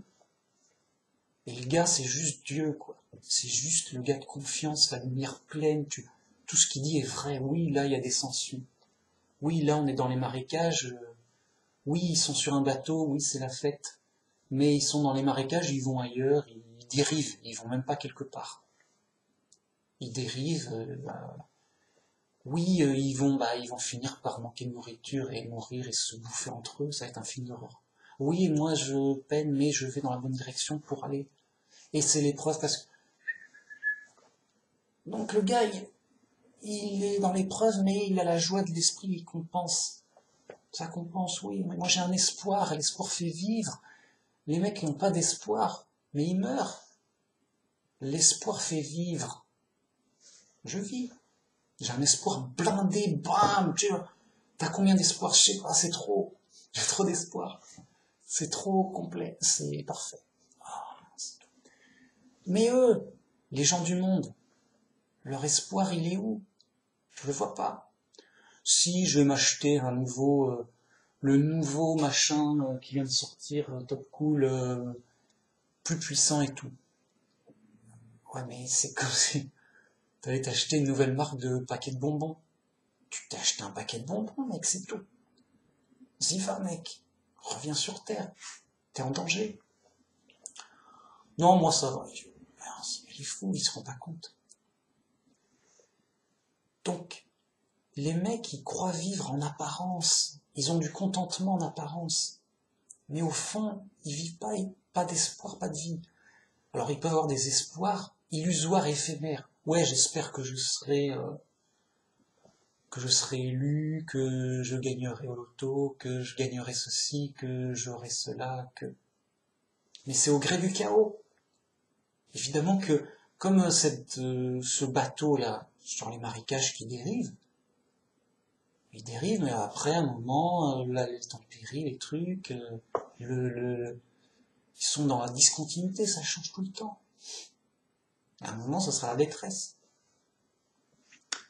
Là où c'est stable, continu, clair et assuré, c'est au royaume de Dieu. Là, on est dans la continuité. On n'est pas dans le chaos. On est dans l'ordre. Et donc voilà, c'est tout. Et voilà. Et donc, voilà. Jésus, voilà, Dieu nous a donné la lumière avec Jésus pour nous accompagner dans l'épreuve. Jésus aussi a souffert à cause du monde et tout. Mais il était la lumière du monde pour nous donner une pleine vérité complète. Seulement les gens ont rejeté la lumière pour les ténèbres, en disant non mais qu'est-ce que ça va nous amener, c'est bizarre, ça va pas dans... Non, nous on préfère les ténèbres, c'est plus habituel. C'est plus habitué, c'est plus rassurant. Et en effet, non, c'est pas rassurant, les apparences. Nous on est dans des apparences rassurantes, et le Christ il veut nous amener dans des apparences qui sont pas rassurantes. Mais oui, mais c'est apparence, c'est jeu d'épreuve. Voilà, c'est important. C'est à ça que je pensais en ce moment, toutes sortes de réflexions. Donc ça faisait longtemps que j'ai pas fait de vidéo. Donc bon là, tiens, je vais peut-être faire une vidéo de libre là. Je sais même pas le titre que je vais mettre. C'est juste, j'avais pas un sujet précis, mais les idées qui me travaillaient en ce moment, quoi. Pour faire une vidéo, pour déjà rien que l'avoir exprimé, moi, bam, ça me clarifie la tête. J'ai tout dit là, c'était clair. Bon, voilà, c'est clair, hein. Bon, alors, oh, c'est pas clair, eh ben tant pis, parce que c'est une manière d'exprimer la chose. Ok, ben merci beaucoup. À la prochaine. Bonne route dans l'épreuve. Je sais que c'est dur pour vous. Pourquoi? Comment tu sais? Ouais. On est où les mecs? C'est dur pour tout le monde. Ça n'a pas de sens de dire oui, la vie est dure, alors plus ou moins dure suivant, voilà. Je sais pas. Évidemment que la vie est dure. Et qui fait peur. Elle fait peur. On peut avoir des problèmes à tout moment, que sais-je. La peur fait partie de la vie dure. Épreuve. La peur. Puis la douleur, je dis, aïe, j'ai mal à l'épaule, aïe, j'ai mal mangé, aïe, j'ai mal dormi, aïe, ceci, aïe, cela, aïe, zut, machin, aïe, aïe, ça fait mal. Bon, on va insister. Oui, dur. Et on est en guerre, les mecs. On tient en tank, on roule en tank, hein. On rigole pas ici. Ah, si un mec a pas son tank, chez les mecs, oh, je sers à quoi? Toutes mes vidéos, je te dis, mais roule en tank. On est en guerre et tout, ça tire. Tu vas mourir. C'est grave, hein. T'es en danger. Et toi, t'arrives sans tank? C'est quoi un tank? Un tank, c'est vraiment du sérieux, du solide. Pour se sortir au mieux du malheur. Donc bien repérer le malheur, le problème, la réalité, quoi. On est en tank. Un athée, il est tout nu. Il se prend pour un singe dans les arbres. Vraiment. Il fout là tout nu dans les arbres. Bah, il dit qu'il est un singe. Bah, arrête. C'est horrible. Bon, allez. J'arrête. C'est... Non, mais voilà, moi, je veux être direct, hein. C'est pas... Sérieux. Toujours sérieux. Hein. Ah non, mais... Moi, si je ris, c'est de la folie du monde. C'est trop fou, c'est trop... Voilà. Mais moi, c'est toujours trop sérieux. On n'a pas le temps. Je veux dire, c'est... Oh, on est en guerre. On est sérieux, les mecs. Donc non, c'est très sérieux et très important. Voilà. Voilà. Les fous ailleurs. Hein. Les fous ailleurs. Moi, je réponds plus aux fous. Enfin, le moins possible. Ça sert à rien, ça... Les gars. Là, le gars, il comprend pas. J'y peux rien, moi, il comprend pas. Il est fou. Je peux pas guérir les fous. C'est comme si tu vas pas laisser ton chat mourir. Essaie ton chat, tu vas essayer de le rendre chrétien, il aura la vie éternelle. Mais t'es fou, je peux pas, c'est un chat. Il peut pas comprendre, il peut pas être un adorateur de Dieu. C'est sa punition. C'est normal. Attends un jour qu'il renaisse humain, il aura peut-être une chance. Bon, allez, merci beaucoup. C'est parti, on arrête. À la prochaine. Alors, la prochaine, je sais pas quand, c'est vrai que j'en fais moins, parce que voilà, je me dis, à quoi bon parler, je vais me répéter, ou j'ai pas vraiment un sujet. Voilà, ça viendra, c'est comme ça. Voilà, bon. Puis qui va m'écouter, bon, les gens, voilà, les gens, à qui je parle. Alors, les gens sont libres, ils en font ce qu'ils veulent. Voilà, moi tout ce qui est essentiel, je l'ai dit dans les vidéos, là. Là, je fais juste de la révision ou creuser un peu plus. Allez, je partage ma vie spirituelle, si tu veux dire. C'est fou, quoi. Non, mais ma vie spirituelle, c'est juste incroyable. C'est Dieu qui m'influence, c'est pas possible. Pour moi, les gens sont clairement fous, quoi. Moi, je veux plus.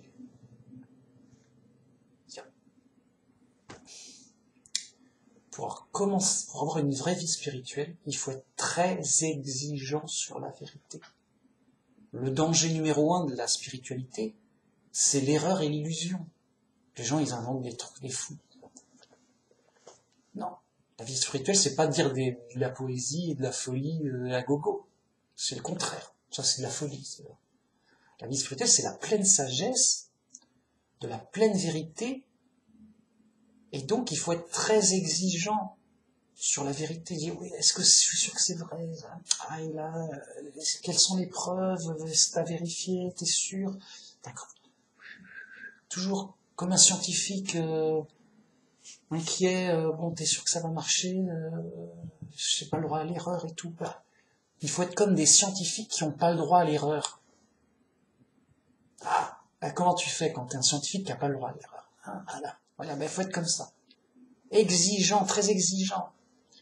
Et qui peut répondre à une telle exigence? Dieu lui, ok, bah lui il me plaît. On va parler, mec. Lui, il me plaît, on va bosser, mec. Et je bosse avec Dieu, moi. Là, bam. Alors comment? Il bosse avec Dieu, lui, ouais. Ben oui. Dieu, il m'influence, il me guide, il me forme l'esprit. Je discute dans mes réflexions, je dis, bon, mais ça c'est vrai, c'est faux. Comment savoir les preuves? Est-ce que je me trompe, tout ça?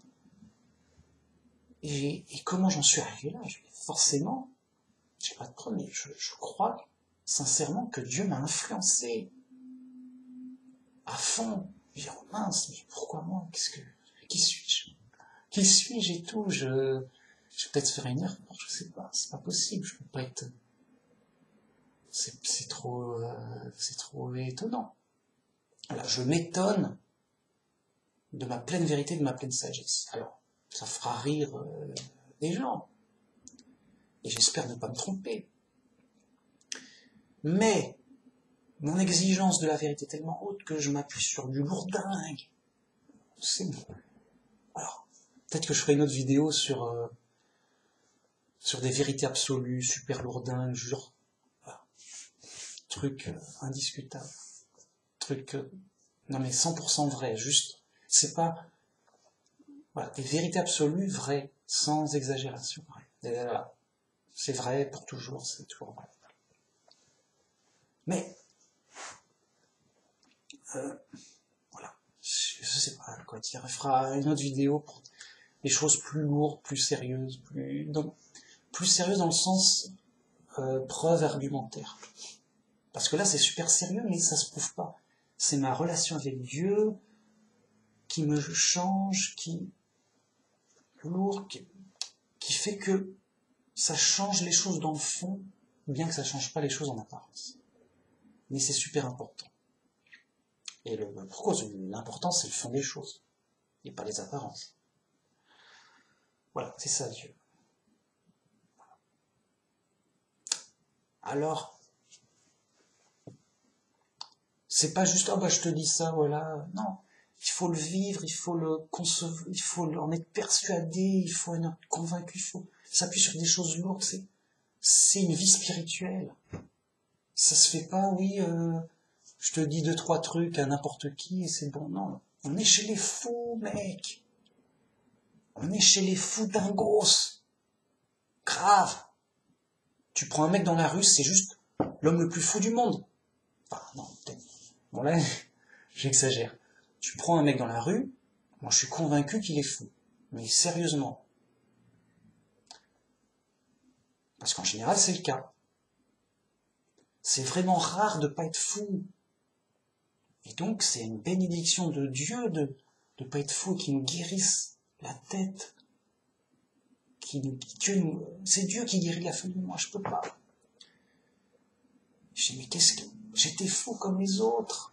Dieu m'a guéri de ma folie. J'ai pas pu, pourquoi moi seul j'aurais réfléchi, je dis, ben voilà. J'ai tout trouvé, c'était simple, c'était logique, parce que c'est simple et logique, c'est banal, je vais rien dire de compliqué, moi. Moi, dans mes vidéos, c'est du simple, rien de compliqué, quoi. Rien, mais... moi, non, c'est trop, c'est simple. Si ça paraît compliqué peut-être à des gens, c'est parce qu'ils sont trop dans des idées compliquées, folles. Ils sont pas habitués à du simple, je sais pas. Bon, enfin, je vais m'énerver pour rien. Bon, je vous dis à une prochaine vidéo. On sait pas quand, quoi. Voilà, on s'éclate, quoi.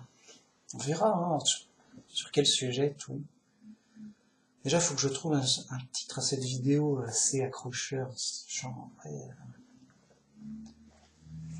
ouais, un super titre, quoi.